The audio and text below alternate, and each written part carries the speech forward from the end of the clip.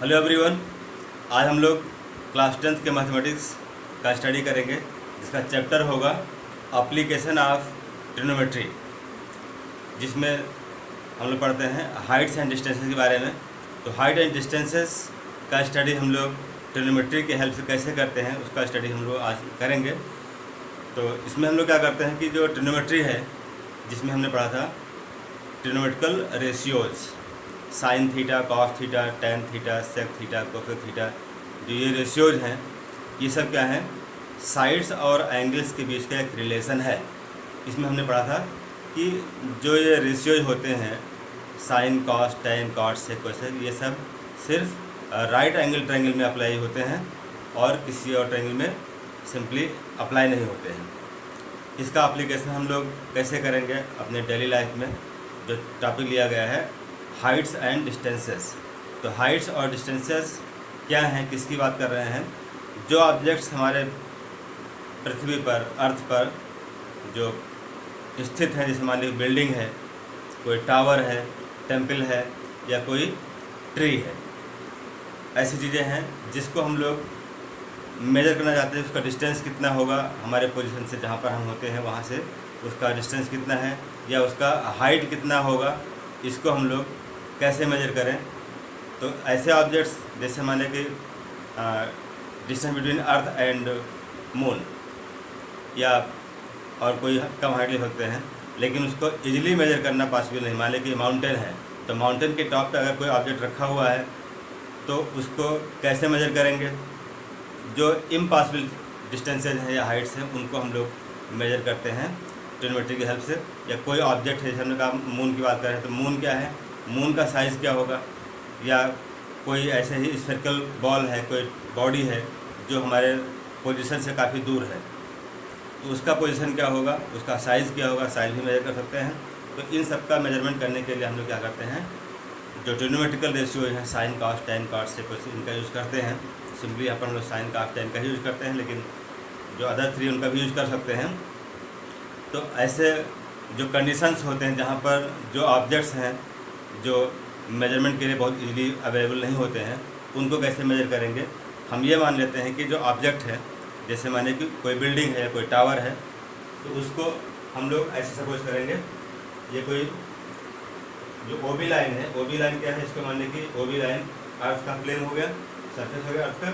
इस अर्थ पर कोई बिल्डिंग है ए बी, जो इस पर परपेंडिकुलर है, बिल्डिंग है या टावर है, कोई ऐसे ही ऑब्जेक्ट हो सकता है।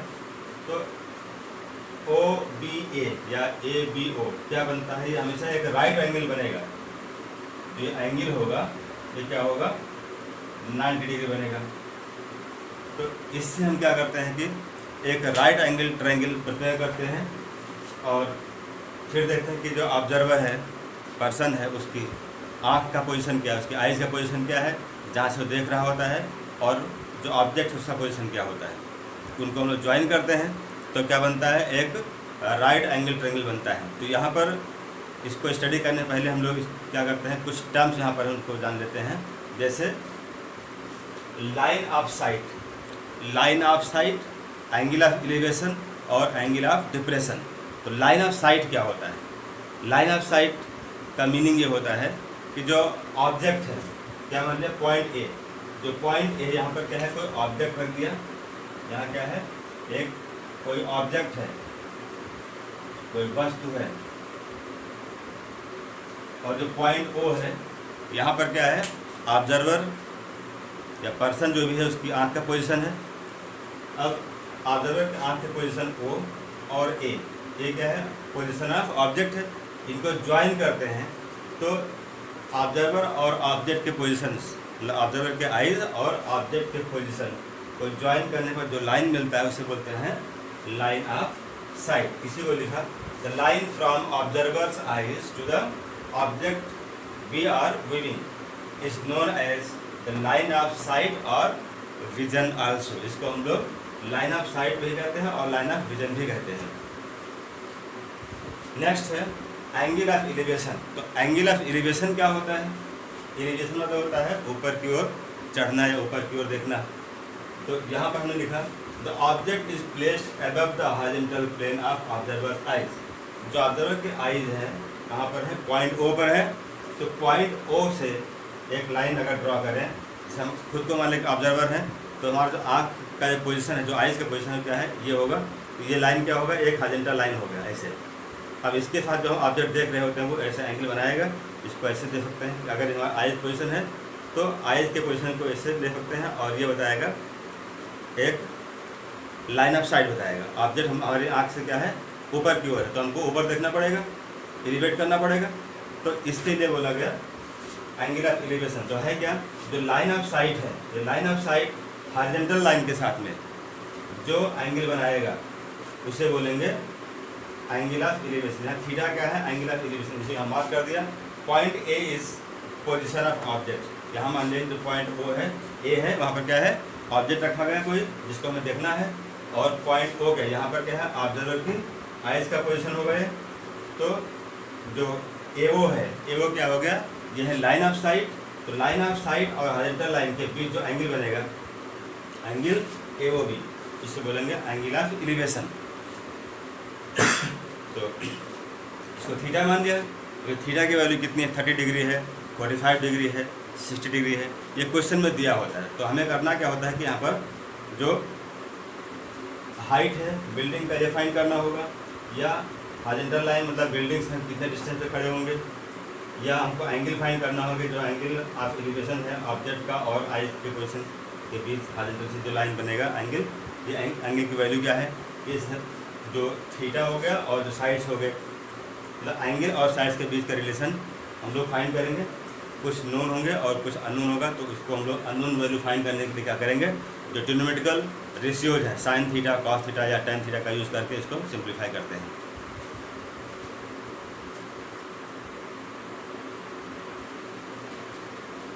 तो स्टूडेंट, जैसे आपने देखा कि एंगल ऑफ साइड क्या होता है, सॉरी लाइन ऑफ साइड क्या होता है, एंगल ऑफ एलिवेशन क्या होता है, उसी टाइप से हम लोग नेक्स्ट टर्म लेते हैं angle of depression. Angle of depression क्या होता है, ये सेकंड पोजीशन है ऑब्जेक्ट और ऑब्जर्वर का। कोई ज़रूरी नहीं कि ऑब्जर्वर हमेशा डाउन में ही होगा, हो सकता है कि जो ऑब्जर्वर है, जो पर्सन है, वो कहाँ पर हो, कुछ हाइट पर हो, और वहाँ से वो जो अर्थ सरफेस है वहाँ पर कोई ऑब्जेक्ट रखा हुआ है उसको देख रहा हो।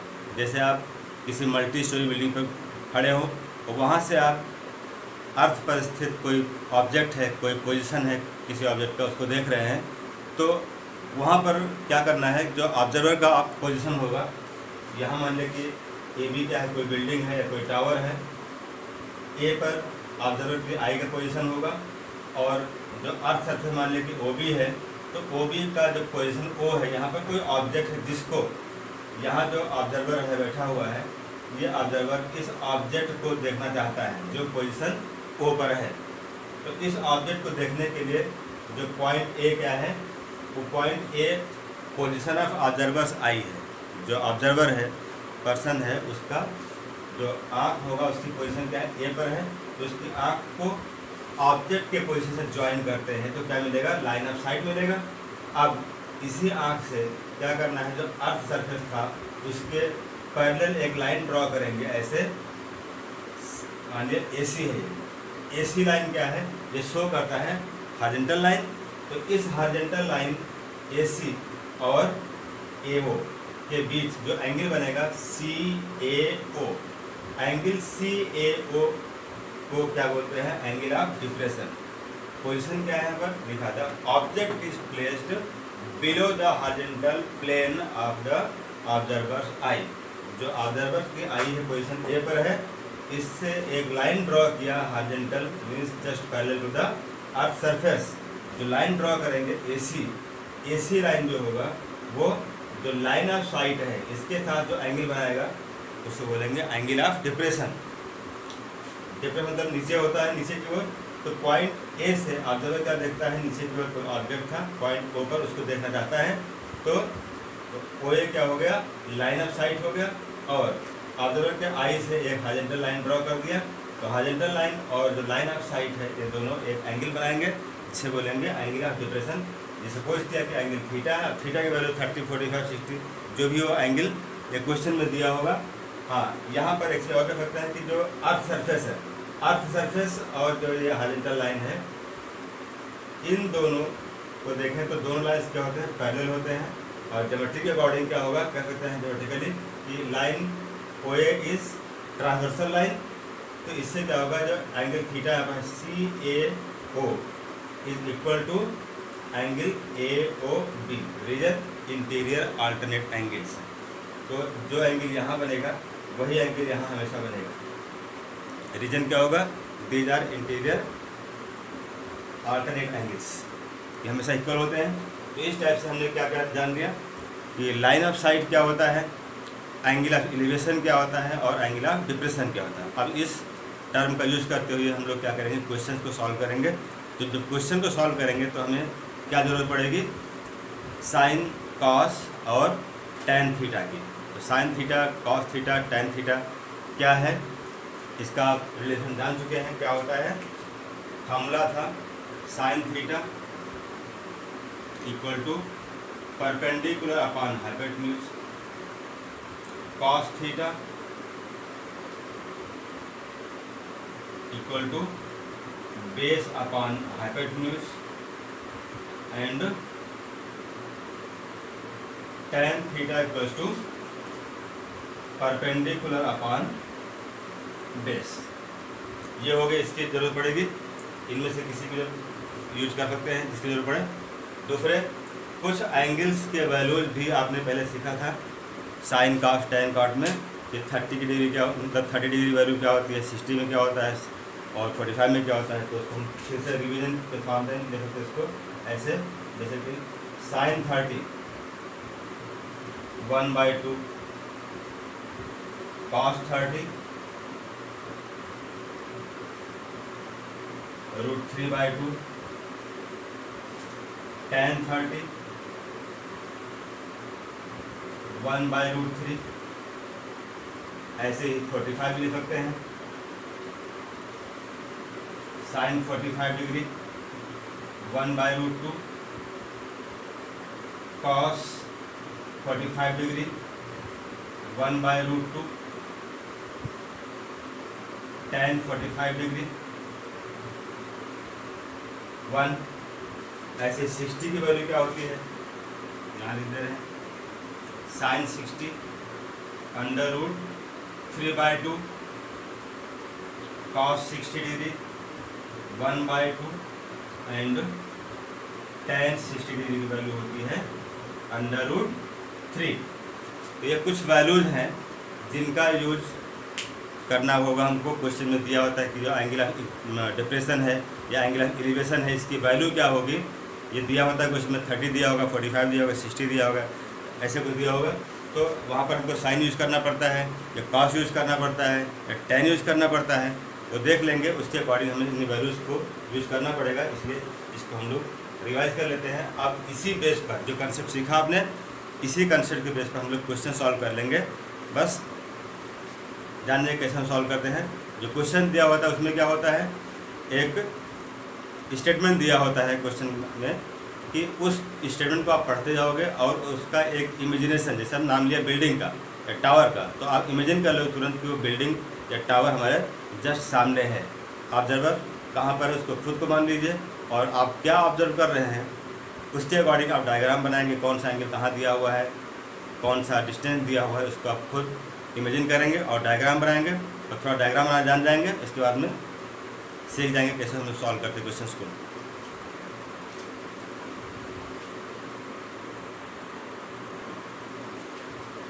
तो जो टॉपिक था उस पर बेस हम लोग क्वेश्चन करते हैं।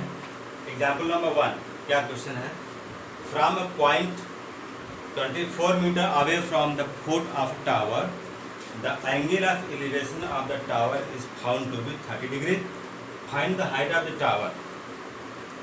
तो टावर हमने कहा था कि जो हमने ऑब्जेक्ट लिया हुआ है, जो दिया गया ऑब्जेक्ट है, उस ऑब्जेक्ट को क्या मानते हैं कि वो ग्राउंड पर परपेंडिकुलर डायरेक्शन में है, वर्टिकली अपवर्ड डायरेक्शन में स्टैंड करता है। तो उस टावर को या बिल्डिंग को जो भी कहा जाए, ऑब्जेक्ट को मान ले कि एक लाइन ड्रा किया, ये हो गया अर्थ सरफेस BC हो गया, इस पर परपेंडिकुलर डायरेक्शन में क्या है AB, सपोज किया टावर हो गया। तो टावर का जो टॉप है A और ग्राउंड पर, इसको ग्राउंड मान लेते हैं, ये क्या है, ये BC जो है ये ग्राउंड है। ए बी क्या मान लें कि ये टावर है। अब टावर की हाइट फाइंड करनी है, तो सोल्यूशन इसका कैसे हम लोग करेंगे, कैसे सॉल्व करते हैं।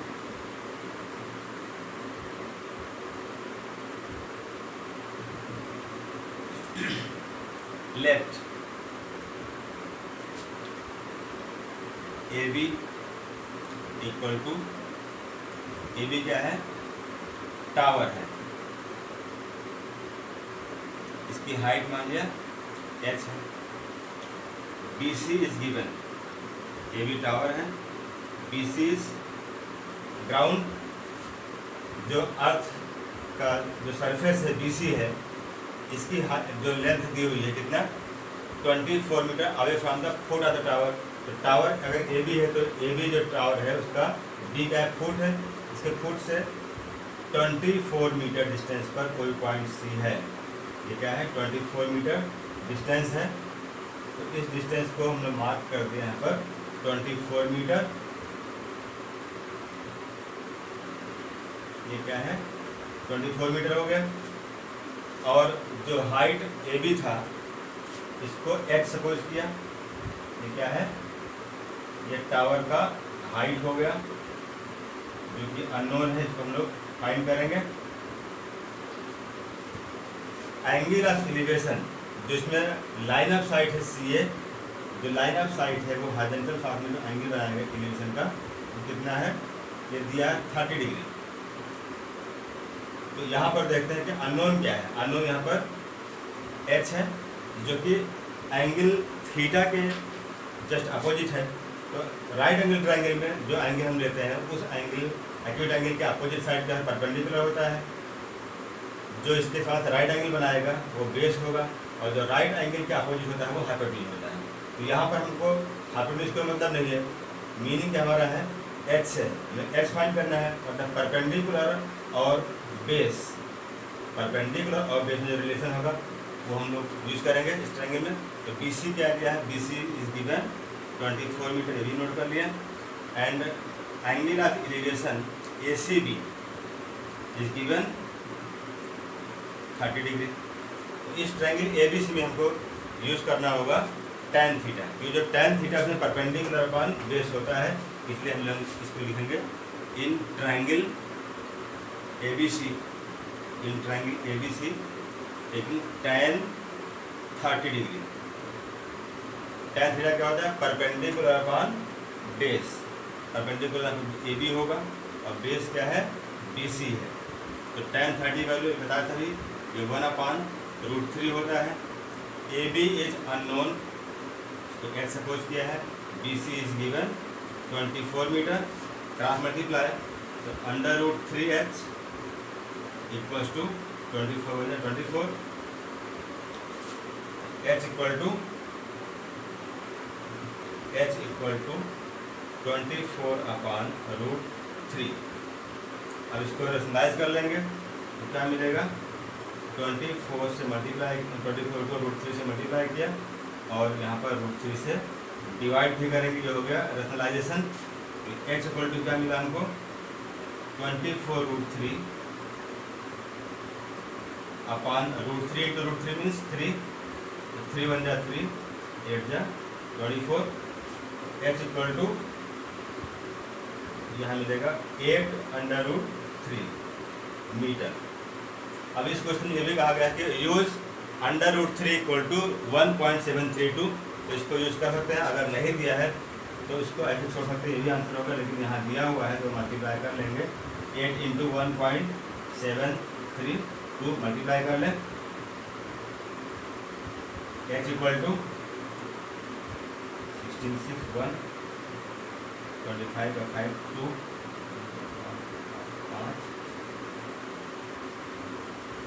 13.856 metre. This is the height of tower. जो टावर यहाँ पर ए बी है उसका हाइट क्या होगा, 13.856 मीटर होगा। अब इस टावर की हाइट को मेजर करने के लिए हमको स्केल लेने की ज़रूरत नहीं है, या इसके हाइट पर हमको डायरेक्टली चढ़ने की ज़रूरत नहीं है कि इसको हम लोग स्टेप वाइज मेजर करेंगे। ट्रिग्नोमेट्रिकल रेशियोज का यूज़ किया, मतलब यहाँ पर tan का यूज़ किया, tan के हेल्प से हमको क्या मिल गया, ए बी की हाइट मिल गई। बिना एवी पर, मतलब टावर पर बिना चढ़े हुए। तो इस टाइप से हम लोग इसका यूज़ करते हैं।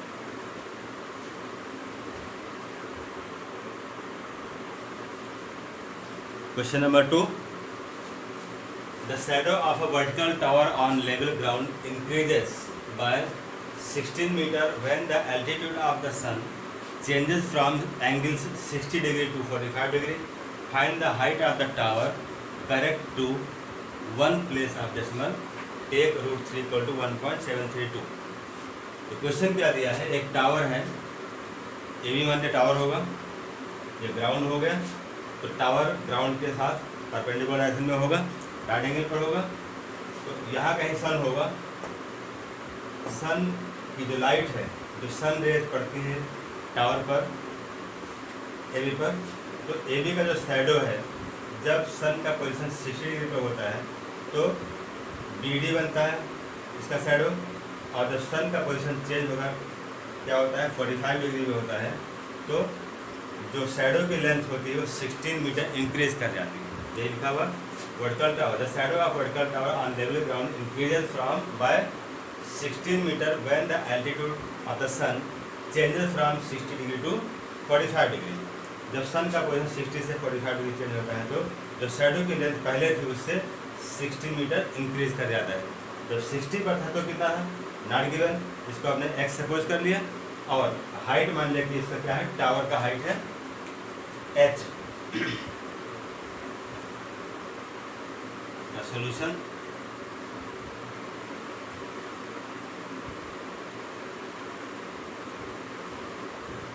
let tower AB is h meter, shadow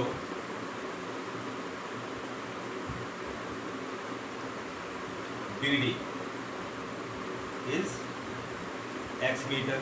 ये सपोज किया। एंगल ऑफ एलिवेशंस जब 60 पर था तो जो लाइन ऑफ साइट में क्या था AD था, तो बी डी के साथ जो एंगल बनेगा 60 होगा। एंगल ए डी बी, इनका क्या है angle A D B is 60 degree, angle A C B is 45 degree, ये दिया हुआ है। एंगल ए बी डी और एंगल ए बी सी ये हमेशा राइट एंगल रहेगा। Angle A B D equal to angle A B C both are equal to 90 degree. तो हमें क्या करना है, पर जो एच है टावर की हाइट, इसको फाइंड करना है फाइनली। तो यहाँ पर हमारे पास दो राइट एंगल ट्रायंगल है, हम यहाँ पर साइन कास्ट टेन कास्ट कुछ भी यूज़ करें, ये सब राइट एंगल ट्रायंगल में यूज़ करेंगे, कहीं और नहीं। तो हमको निकालना क्या है, हमें हाइट जो एच है परपेंडिकुलर होगा और बेस परपेंडिकुलर और बेस में रिलेशन निकालना है। तो ट्रायंगल लेंगे A B D, in triangle A B D, इस ट्रायंगल में जो 60 डिग्री है एक्यूट एंगल, इसका अपोजिट साइड क्या है परपेंडिकुलर है। In this triangle tan 60 equal to perpendicular A B means H upon base X, tan 60 means √3 H upon X, और X equal to H upon √3, H upon √3, इसको 1 मान लेते हैं। Relation 1, x को करना है एलिमिनेट, क्योंकि यहाँ पर एक्स पूछा नहीं गया है। तो जब 60 था एलिवेशन तो शैडो की लेंथ क्या जब पूछा नहीं गया, इसलिए हम लोग एक्स को यहाँ पर एलिमिनेट कर लेंगे। सेकंड ट्रायंगल लेंगे right angle A B C लेंगे। अगेन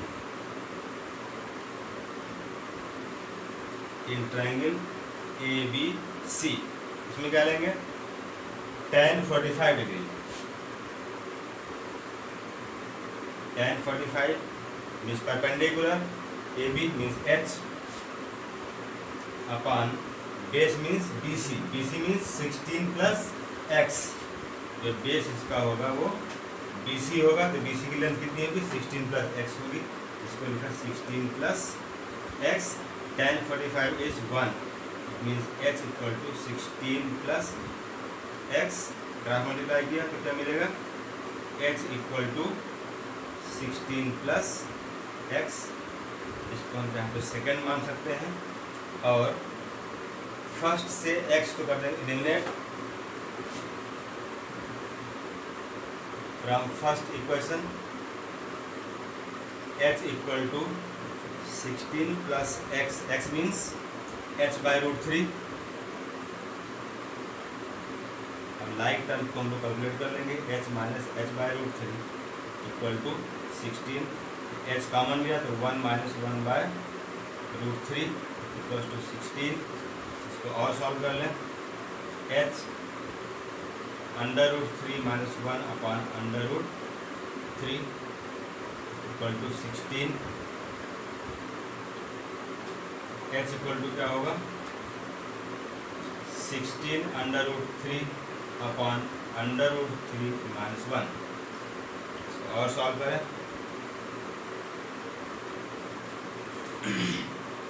इसको क्या तो रसलाज कर लेंगे तो हमको √3 वैल्यू दोबारा देखना पड़ेगा। h इक्वल टू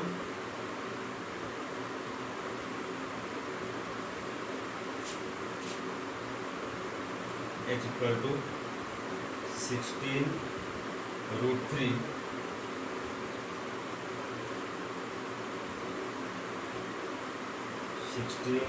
की वैल्यू यहाँ पर रख दें, क्योंकि यहाँ पर जो √3 वैल्यू है 1.732 है, यहाँ से 1 माइनस कर लें तो सिंपली हमको 0.732 मिल जाएगा। तो 16 into 1.732 this whole upon 1.732 minus 1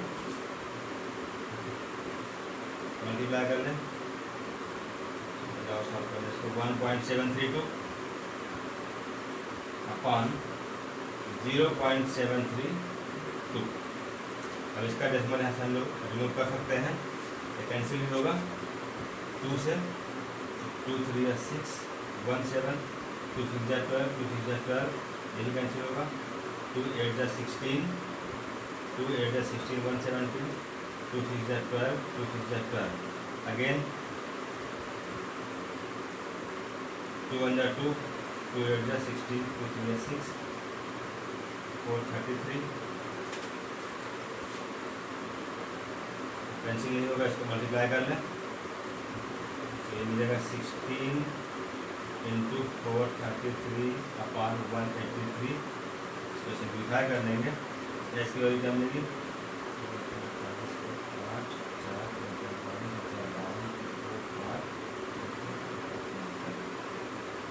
6928 upon 183। इसको डिवाइड करें 183 से 69283 3 टाइम ले जाए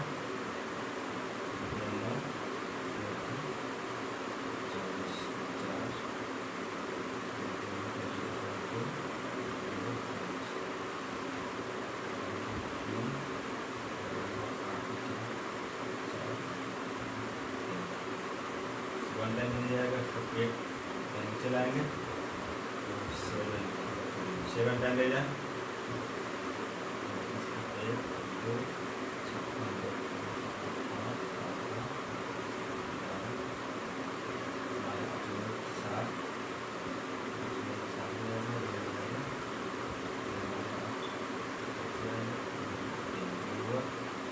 1 2 तो ये हो जाएगा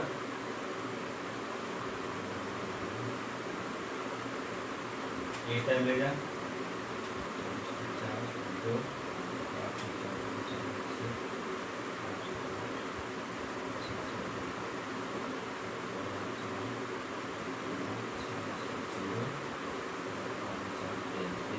डेसिमल लगाएंगे 0 बढ़ेगा तो 6 वाले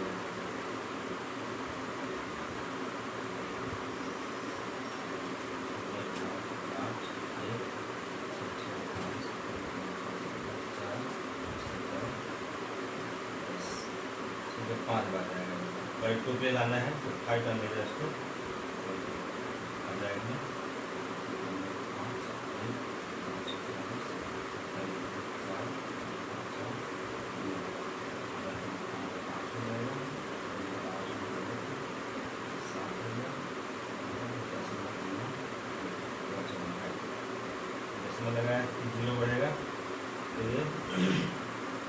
एक टाइम कितना आया था, 9 टाइम ले जाते हैं,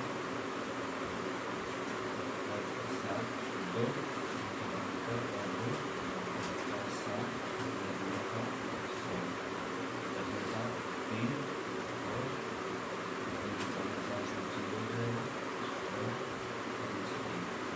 इसके बाद छोड़ देंगे। यहाँ दिया गया है डेसिमल के बाद 2 प्लेस तक है, तो सिंप्लीफाई करें तो क्या मिलेगा, x इक्वल टू 378.59 मीटर। क्या हो गया, height of tower equal to 378.59 metre approx. ये इसका आंसर होगा। तो क्वेश्चन को हम लोग ऐसे सिंप्लीफाई करेंगे, जो क्वेश्चन दिया हो उसमें एक स्टेटमेंट दिया होता है उस ऑब्जेक्ट के बारे में जिसकी बात कही गई है, उस ऑब्जेक्ट को आप इमेजिन कर लेंगे और जो इमेजिनेशन आपका है उसी को आपको यहाँ पर प्लॉट करना होता है। डायग्राम में टावर मान लिया, टावर का फुट यहाँ पर है, टॉप यहाँ पर होगा, सन कहीं यहाँ पर होगा, सनलाइट इस पर पड़ेगा तो एक शैडो बनेगा। सन स्टेशनरी तो है नहीं, वो मूव करता रहता है, तो टाइम पास होने पर एंगल चेंज हुआ, एंगल चेंज हुआ तो शैडो की लेंथ भी चेंज होगी। तो उसके अकॉर्डिंग यहाँ पर डायग्राम बनाया गया और इसको जो टेक्निकल रेशियोज था, साइन कास्ट टेन कास्ट होते हैं, तब यहाँ पर हमने टेन का यूज़ किया क्योंकि परपेंडिकुलर और बेस का यहाँ पर जरूरत था रिलेशन का, तो टेन में होता है। चाहे तो कॉट भी ले सकते थे, रिजल्ट यही तभी मिलता क्योंकि वहाँ भी हमको बेस अपन परपेंडिकुलर करना होता, तो फाइनली का क्वेश्चन तो हमको रिजल्ट यही मिलता है। तो ऐसे ही क्वेश्चन को हम सॉल्व कर लेंगे।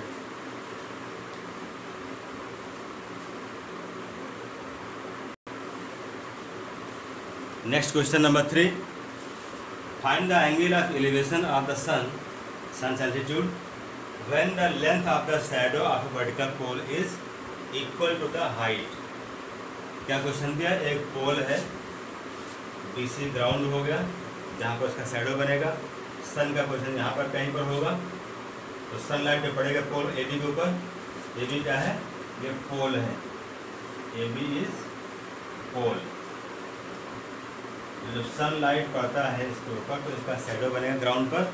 ये शैडो की जो लेंथ है हाइट के इक्वल होगा, जो हाइट ऑफ पोल है उसके इक्वल है। तो क्या दिया हुआ इसमें लिख सकते हैं, गिवन दैट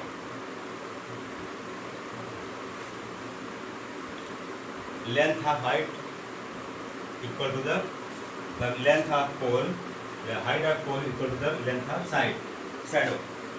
ठीक है, काम करेंगे, कैलकुलेट कर लें। लेट AB क्या है, पोल है, एंड BC इज शैडो। तो length of shadow is equal to the height of pole, ये दिया है। यहाँ लिख सकते हैं ये शैडो है।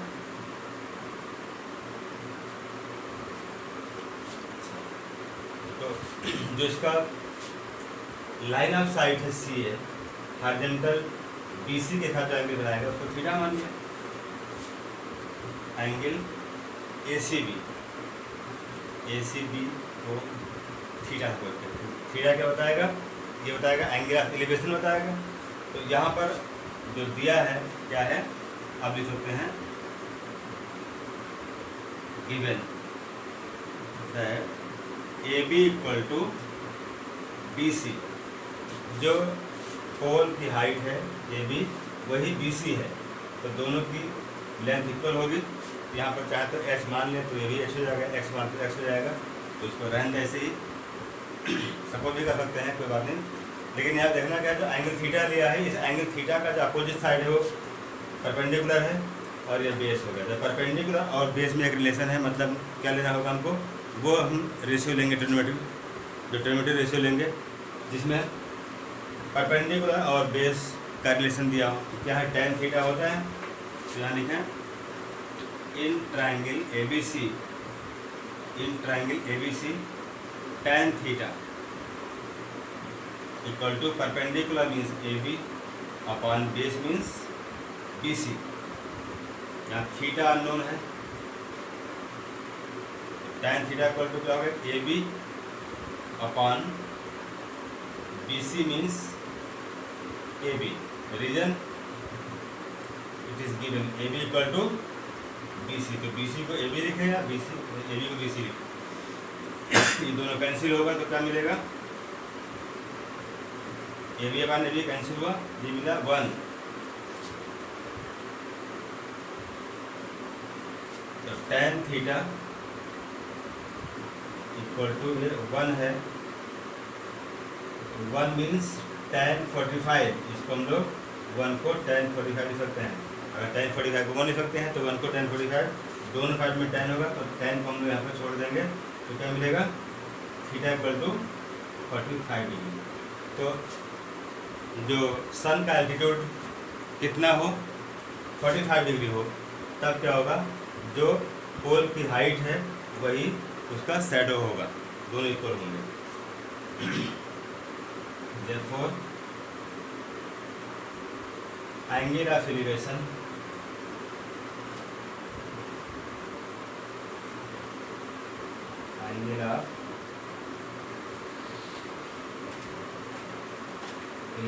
of sun